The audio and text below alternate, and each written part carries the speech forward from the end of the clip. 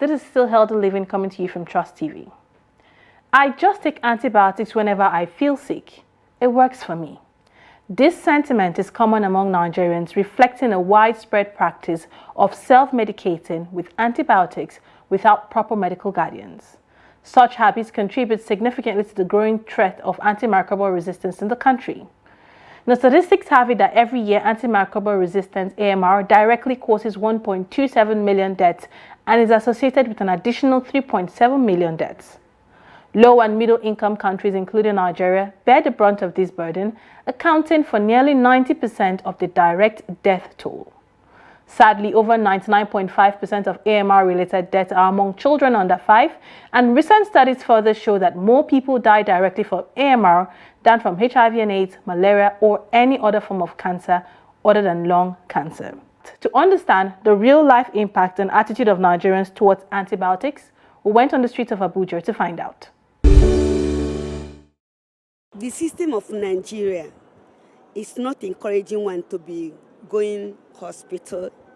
The one that have money, when you go to hospital, you not even see, they will not even attend to you the way they're supposed to. Sometimes, my husband passed away last year, July 24. I know the test, there's someone or they asked us to do. By the time we went there, the amount that they said it is, what we're supposed to do around 350,000, we find by the time we finished, when we reached there, it was 630,000. And meanwhile, you have done make plan that is 350 you are paying. And reaching there, the doctors and nurses are not helping matter. Everybody are conscious of money. And at the ending, the person will just pass away like that. And the Nigeria system are not like in abroad, where the people that were emulated and all of them, they have a decent hospital allowance and address for their citizens. Nigeria doesn't have it. You go to Nigeria federal government hospital. Federal hospital has become graveyard. When you go there, what they're doing there is not encouraging anybody to go there. It's better you even go to private hospital and you get what the service you.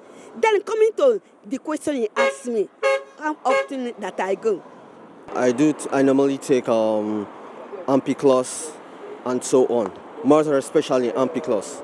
I do take Ampiclos because I feel Ampiclos, it works for boil and other things like that, infections like that. Because of available information all around, there are certain things you primarily can do, to avoid certain kind of illnesses. For instance, if I'm having a headache, I just take rest, take water. So I don't go beyond that. If there's a need for me to take any medication, I'll see the appropriate doctor. That's what I do. But basically, to self-medicate is drug abuse. Those voices you heard there underscores the importance of AMR and why we should talk about it on the show today. Now, joining us virtually to talk on antimicrobial resistance, its dangers and long-term effects, we have Pharm DR.Ugo Clinton. Thank you so much for joining us, Dr. Ugo. Thank you very much. Thank you very much. All right, given the statistics, can you explain in details what antimicrobial resistance is and how it develops? Okay, thank you for this opportunity. Antimicrobial resistance typically it occurs when microbials, for example, bacteria, fungi, parasites, and virus, when they evolve or when they develop mechanism which helps them to render antimicrobial drugs ineffective. So this means that the diseases or the illnesses that comes from this antimicrobial resistance can no longer be cured, or they can no longer be taken care of with these drugs. So when this happens, it is quite unfortunate that most people are going to end up in the hospital, stay longer time in bed, and most importantly, mortality rate will increase. So this is it about antimicrobial resistance. And when you talk about the dangers it will put or it places on the mass or the population, antimicrobial resistance can lead to mortality rates, increase of mortality rate, that is death. You see most people dying because of little or small sickness that has to do with infections. And this is because the drugs or the antibiotic used in management of these infections are now resistant. That's it. And another thing there is that you have threats to modern medicine. When you say threats to modern medicine, it means that most people, or let's say surgeries and people who are sorry about that. When you talk about that, it means surgeries and people who want to do cesarean sections. Yes, because infections, they can't be able to take care of these surgeries anymore because the infection can no longer be taken care of. So this is it when it comes to dangers of antimicrobial resistance. Thank you. All right, thank you for laying that foundation. But there are lots of misconceptions that are surrounding antimicrobial resistance. Many people believe that antibiotics are cure-all for any illness. Can you throw more light on that and tell us, some of the misconceptions you've heard personally about the use of antibiotics and you'd love to debunk here on the show?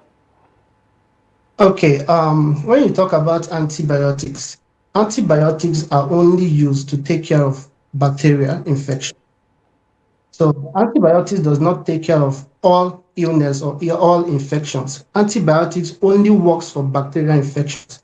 We have other types of infections. We have viral infections. We have fungal infections. We have parasitic infections. Example, malaria infection caused by Plasmodium. So antibiotics cannot be used to take care of viral infection. It cannot be used to take care of parasitic infections. And it cannot be used to take care of other minor infection that is not related to bacteria. So antibiotics is made specifically for bacterial infections. All right. As a pharmacist, I'm sure you've experienced, firsthand self-medication. We know Nigerians have the attitude of, oh, it's malaria, and you just pop a pill and you feel better at the end of the day without, consulting a medical practitioner. What's your take on the self-medication that is prevalent in Nigeria, and what are the associated risks with taking antibiotics without a prescription? Self-medication is one of the factors and causes of antimicrobial resistance. So self-medication occurs among the masses, especially in Nigeria. When you see somebody feels like he has headache or cough, you see them going to buy antibiotics, feeling that antibiotics is going to take care of this. So it is very, very bad that people practice self-medication because you have to confirm whether you have a bacteria in your bloodstream, on your body, before you can think of consuming any antibiotics. So it's quite important that people have to go for lab tests first to confirm they have their blood infected with a bacteria, or their body or skin, any place in their body, there is a bacteria infiltrating that place. If there is none, there is no need for antibiotics, because antibiotic does not cure headache.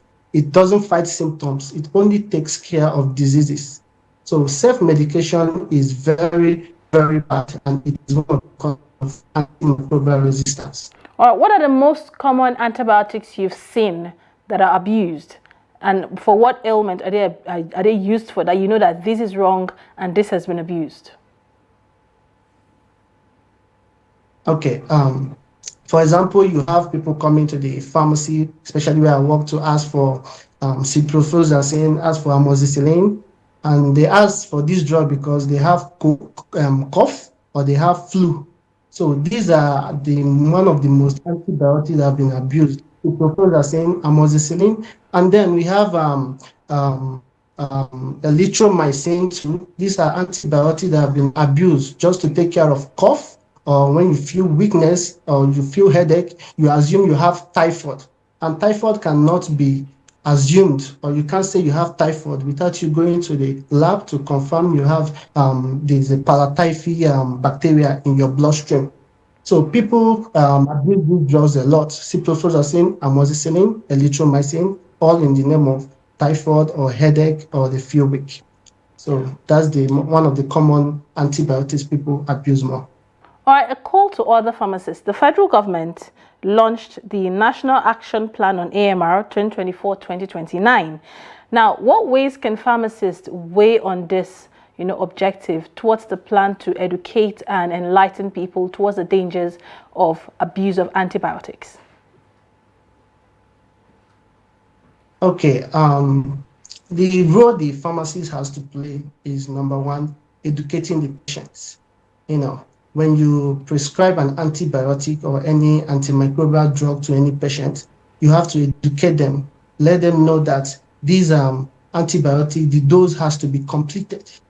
One of the causes of antimicrobial resistance is incomplete dose. People take their antibiotics, which they are supposed to take for about 7 days or 14 days. After the second day or the third day, they stop taking those antibiotics, feeling that they are okay. Or when they feel they are okay, they stop taking it. So incomplete doses makes bacteria to grow resistance to antibiotics. So educate their patients on completion of their doses. Educate them also to prevent or stop any self-medication purposes, and also educate their patient to practice good hygiene, because poor hygiene is one of the contributions of antimicrobial resistance. So that is it. Thank you. All right, finally now, or quickly before we go, we have a couple more questions to wrap up. What is that one myth you've heard about antibiotics that is common on the streets of Nigeria that you'd love to debunk? Okay. The myth about antibiotics in the streets of Nigeria is that antibiotics can take care of any infection. So it's quite unfortunate that people think about or people believe that. But the myth, antibiotic does not take care of viral infections, and antibiotic does not take care of fungal infections. Antibiotics only takes care of bacterial infections. So that myth needs to be debunked. All right, finally now, before you go, what's your advice to our viewers, on how to help combat antimicrobial resistance in their daily lives? Okay, my advice for the viewers is responsible use of antimicrobial drugs. If you are given a drug or an antibiotics to use for an ailment or a sickness, make sure you complete your doses. Complete your dose even when you feel good or when you are okay. Make sure you complete your doses appropriately. Then practice good hygiene.